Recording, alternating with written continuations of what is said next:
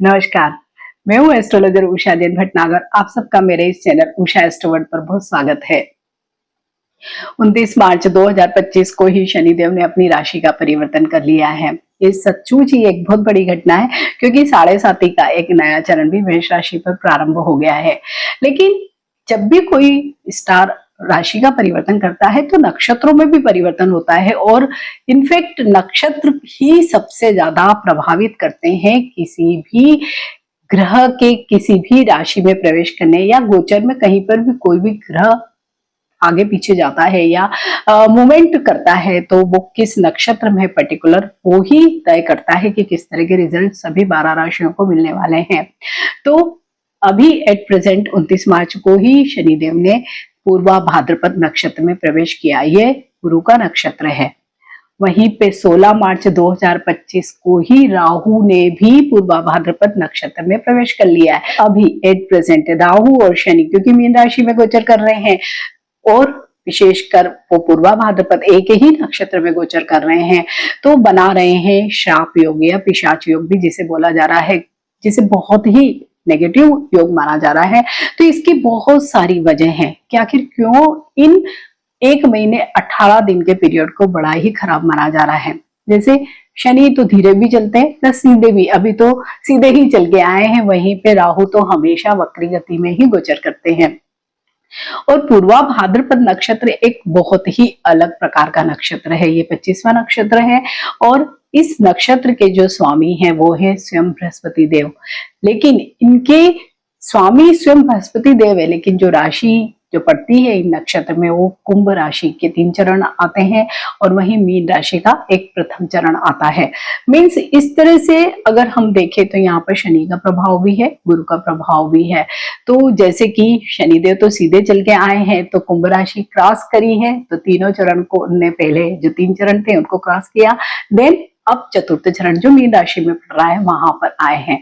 लेकिन क्योंकि राहु तो उल्टा घूमते हैं, तो वो अभी क्या है मीन राशि में आए हैं, और 18 मई के बाद वो आ जाएंगे कुंभ राशि में, जहां पर पूर्वा भाद्रपद नक्षत्र के तीनों चरणों को क्रॉस करते हुए 23 नवंबर 2025 को फिर अगले नक्षत्र में प्रवेश करेंगे। तो ये पीछे वाला जो समय 18 मई के बाद का जो समय है वो तो राहु के अलग तरह के प्रेडिक्शन होंगे जो मैं आपसे वीडियो में जरूर शेयर करूंगी। लेकिन अभी का जो समय है, और अभी जब दोनों ही एक ही नक्षत्र में आ गए हैं, मीन्स अभी वाली स्थिति बिल्कुल ऐसी हुई है कि एक बहुत धीरे धीरे से कोई चलता हुआ ग्रह आया, या कोई बहुत धीरे चल रही गाड़ी वो आई है, और उसके जस्ट सामने रिवर्स करता हुआ एक बहुत तेजी से रिवर्स लेता हुआ एक स्टार आ गया है, या एक दूसरी गाड़ी आ गई है। ऐसे में क्या होगा, जो रिवर्स जो गाड़ी आती है वो उसे अगर मिरर में नहीं देख रहे हैं या कुछ कैमरा नहीं है तो हो सकता है कि कुछ ना कुछ एक्सीडेंट के चांसेस बन जाते हैं। लेकिन यहाँ पर शनि देव बहुत मंद गति से चल रहे हैं, तो स्थितियों को थोड़ा कंट्रोल कर रहे हैं, क्योंकि ये जो नक्षत्र है बहुत डिफरेंट तरह के नेचर का नक्षत्र है। कई नई चीजों के, नए अन्वेषण के, या जो बहुत समाज को या देश को बदलने वाली जो नई चीजें होती, नई घटनाएं होती, उनको जन्म देता है। क्योंकि ये नक्षत्र के जो स्वामी है वो अजय एक पद है, और इसका जो सिंबल है वो बहुत ही डिफरेंट टाइप का है। 2 मुंह वाला आदमी, 1 पैर वाला बकरा, शमशान की जो चारपाई होती है उसके अगले 2 पैर। मीन्स कितने अलग ही तरह के इसके सिंबल्स हैं जो इसके नेचर को बताते हैं या डिस्क्राइब करते हैं कि जब 2 मुंह वाला आदमी यानी दोगलापन या ड्यूअल नेचर, तो बिल्कुल अभी वाला जो समय है बिल्कुल ऐसा ही है। अभी किसी पर भी ट्रस्ट करने वाला समय नहीं है, क्योंकि शनि राहु पूर्वा भाद्रपद में गोचर कर रहे हैं। अभी आपको केवल और केवल अपने आप पर ट्रस्ट करना है। यह नक्षत्र नई चीजों को जन्म देता है, नए खोजों को, नए अन्वेषण को, या किसी भी कार्य को नए तरीके से करने का। और इस नक्षत्र का जो एक नेचर होता है सनकीपन या जिद्दीपन, कि बस एनी हाउ मुझे करना है। तो अभी आपको ऐसा कोई भी कार्य नहीं करना है कि जस्ट आवेश में आके या तेज में आके हाँ मुझे तो करना ही वाला, जो अगर आप चीजें करेंगे तो हो सकता है बहुत सारी चीजें खराब हो जाए। वहीं पे 1 पैर वाला बकरा मीन्स बकरे को ऐसे भी माना जाता है कि वो कहीं पे भी कोई भी मुश्किल परिस्थितियों में कहीं पे भी चोटियों पे पहाड़ों पे चढ़ सकता है। तो ऐसी स्थिति में अगर कोई समस्या सामने आ जाती है तो अभी जो लोग भी जिनके भी पूर्वा भाद्रपद नक्षत्र में अगर उनका जन्म भी हुआ है या कहीं पे उसका प्रभाव है तो वो किसी भी सिचुएशन को पार कर जाएंगे अपने साहस और अपनी प्रतिभा के दम पर। शमशान की चारपाई क्या दिखाती है? अंत के बाद एक नया जन्म जैसी स्थितियों को। तो कई सारी चीजें, जैसे कई रिश्तों का अंत हो सकता है, कई प्रोफेशन का अंत हो सकता है और इसके साथ ही एक नई चीज का जन्म भी होगा। तो इतनी सारी चीजें पूर्वा भाद्रपद नक्षत्र की वजह से, विशेषकर शनि राहु दोनों एक ही जगह पर एक ही नक्षत्र में गोचर कर रहे हैं और विशेषकर 14 अप्रैल 2025 को तो इन दोनों के बीच की जो दूरी है ना, जैसे जो सामने से जो चीजें आ रही हैं, लेकिन एक समय ऐसा भी आएगा कि बिल्कुल ही दोनों के नजदीक आ जाएगी। हालांकि एक इधर जाएगा, एक सामने जाएगा, एक पीछे की तरफ जाएगा, लेकिन एक स्थिति तो ऐसी जरूर आएगी ना जहां पे दोनों बिल्कुल एक साथ होंगे और वो दिन होगा 14 अप्रैल का। तो आपको उस दिन विशेषकर बहुत ज्यादा सावधानी रखनी है, क्योंकि अभी बहुत सारे लोगों ने महसूस किया इन 2-4 दिनों में ही, बहुत सारे लोगों के मेल आए हैं, मैसेज आए हैं कि जीवन में सचमुच बहुत सारी चीजें बहुत डिफरेंट हो रही है। कई महिलाओं ने भी मुझे मैसेज किए हैं और उसमें उन्होंने बताया कि अचानक ही उनकी बहुत सारी, जैसे कि हाथों से चीजें छूट जाती है, टूट जाती है, जैसे क्रॉकरी। बहुत लोगों ने ये वाली बात बताई कि कुछ चीजें मतलब टूट गई हैं, मतलब टूट के एक नई चीज हम वापस लाने वाले हैं। बिल्कुल ऐसी ही सेम चीजें हो रही है। रोड रैश की भी अभी बहुत ज्यादा घटनाएं हो रही है, क्योंकि तीव्र बहुत अलग तरह की कॉम्बिनेशन बनी हुई है और बिल्कुल आमने सामने की ये कॉम्बिनेशन बन रही है, इसलिए इसमें और भी ज्यादा सतर्कता ही अभी सबसे बड़ी रेमेडी होगी और वो भी 18 मई तक। तो इस पर्टिकुलर पीरियड में कोई भी बड़ा निर्णय नहीं लेना चाहिए। तो पूर्वा भाद्रपद नक्षत्र, क्योंकि अभी तो राहु तो यहाँ पर ही है 23 नवंबर 2025 तक, तो आखिर क्या क्या चीजें इस नक्षत्र के लोगों में होती है, क्या विशेषताएं होती है। अगर आपका भी जन्म इन नक्षत्र में से किसी भी एक चरण में हुआ है तो आप वो सारी चीजें भी जान सकते हैं, या नक्षत्र की जो जनरल जो होती है ना कि हाँ ये इसकी खूबियां हैं, ये खामियां हैं, तो हम इस पर्टिकुलर समय को जो 1-1.5 महीने का समय है उसको भी निकाल सकते हैं।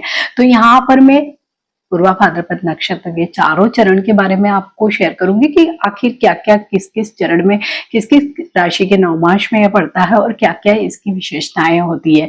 तो आपको बहुत आसानी होगी। अंत में आपसे कुछ रेमेडीज भी शेयर करूंगी और इसके लिए मैं अलग से जो प्रेडिक्शंस होते हैं ना कि हर राशि पर राहु का क्या असर होगा, वो राहु के जब मीन राशि से निकल के कुंभ राशि में जब गोचर करने वाले होंगे, मैं तब डेडिकेटेड वीडियो हर राशि के लिए शेयर करूंगी। अभी राशियों के लिए कोई अलग से प्रेडिक्शन नहीं है, एक जनरल प्रेडिक्शन है सभी लोगों के लिए और ये सचमुच सभी लोगों पर अप्लाई भी होगा।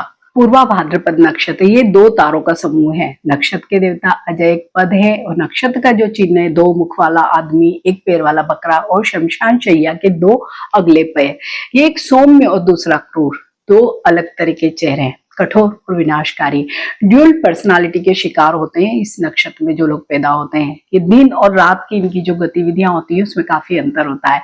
कभी कभार ये खुद को ही शोषित व्यक्ति या विक्टिम बना लेते हैं, कभी खुद ही दूसरों के शोषण का कारण बन जाते हैं।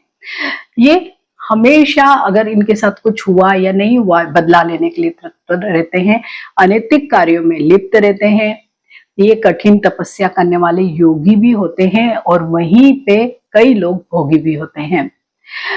ये जो भी कार्य करते हैं वो एक्सट्रीम लेवल का कार्य करते हैं, जैसे काटना, बलि देना, मारकाट करना जैसे क्रूर कार्य ये बहुत ही सहज तरीके से करते हैं और कई लोग इन्हीं कार्यों से धन अर्जन भी करते हैं। ये कमाए हुए धन का दान भी कर सकते हैं। जीवन पर्यंत जो भी कमाया हुआ एक झटके में किसी को दान कर सकते हैं। लेकिन अगर अन्य ग्रहों का प्रभाव अच्छा है तो ये लोग देवी की उपासना करते हैं, लेकिन थोड़ी सी अलग तरीके से, क्रूर तरीके से देवी की उपासना करते हैं।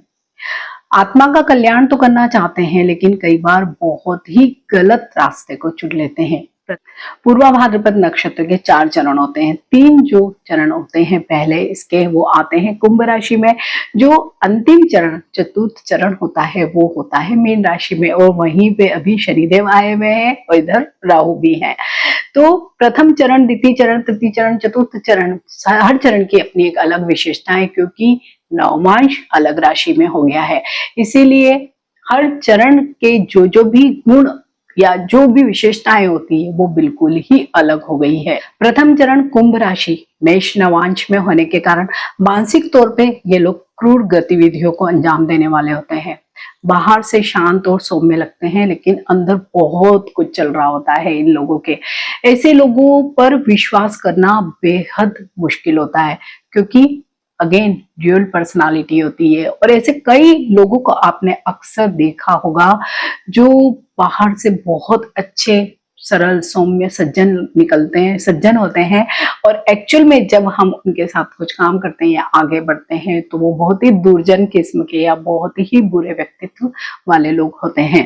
फिर दूसरा चरण कुंभ राशि में ही वृष नवमांश में आता है।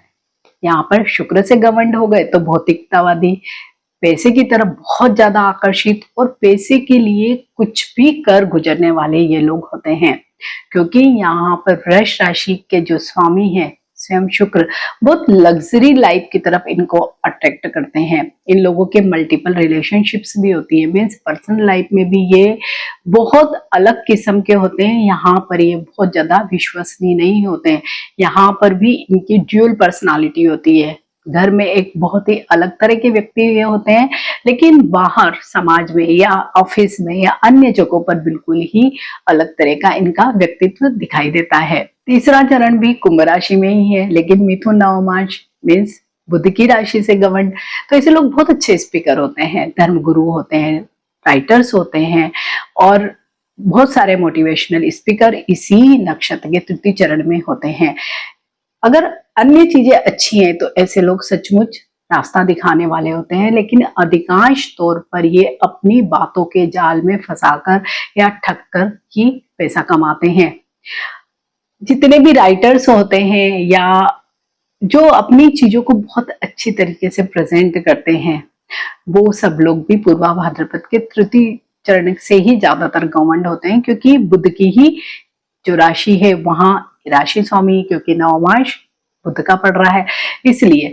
तो जैसे हमको कई बार कोई कहानी या नॉवेल बहुत अच्छा लगता है, जो भले ही बहुत ही इमेजिनरी होता है, कल्पनात्मक होता है, लेकिन फिर भी हमें पढ़ने में बहुत इंटरेस्ट आता है। तो जस्ट बिकॉज अब इस नक्षत्र का नेचर ही ऐसा होता है कि जो सामने चीजें वो नहीं दिख रही है, आपको बहुत अच्छी चीजें दिखाई दे रही है, बहुत इल्यूजन वाली चीजें दिखाई दे रही है, बहुत ही नई तरह की चीजें आपको दिखाई देती है।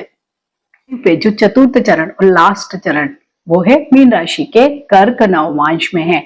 तो यहाँ पर गुरु की राशि है और अंतिम राशि भी है। मीन राशि भचक्र की 12वीं राशि अंतिम राशि है। तो यहाँ पर गुरु का बहुत ज्यादा सपोर्ट नहीं मिलता है। तो ऐसे में क्या होता है कि ये लोग दिशाहीन हो जाते हैं, ये नक्षत्र की ही वजह से जो लोग होते हैं। और ये क्योंकि मोक्ष का भी भाव है, 12वां भाव, तो ये मृत्यु की ओर भी ले जाता है। मोक्ष और मृत्यु से जुड़ा नक्षत्र भी है ये।